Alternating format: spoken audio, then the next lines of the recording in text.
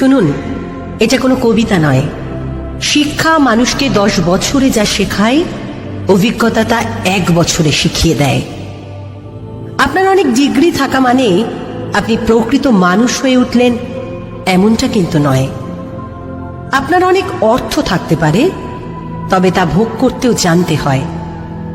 মানুষ তো সবার ঘরেই জন্মায়, কিন্তু মনুষ্যত্ব সবার ঘরে জন্মায় না।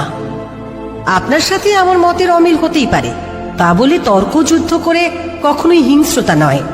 মনে রাখবেন, এমনটা কিন্তু আপনার সঙ্গেও হতে পারে।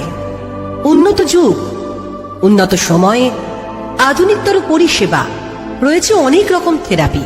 তবে আজ আপনাদের এমন এক থেরাপির কথা বলবো যার জন্য কোনো চিকিৎসকের প্রয়োজন হয় না, প্রয়োজন হয় না কারি টাকা, শুধুমাত্র একটু মানবিক হতে হয়। প্রেম থেরাপি, যা দিয়ে আপনি জয় করতে পারেন গোটা বিশ্ব। বুদ্ধিমান হওয়া ভালো, তবে চালাক নয়। কথায় বলে, চালাকের দ্বারা কোনো মহৎ কাজ হয় না।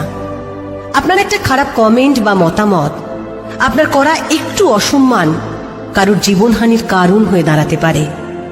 সব প্রতিযোগিতা সাফল্যে পৌঁছে দেয় না, সব জেদেও কিন্তু উন্নতি হয় না। আধুনিকতর পরিষেবাকে অপব্যবহার করবেন না।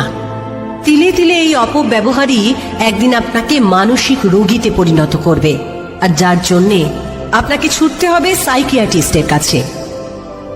কষ্ট হলে, দম বন্ধ হয়ে আসলে দরজা বন্ধ করে কাঁদুন।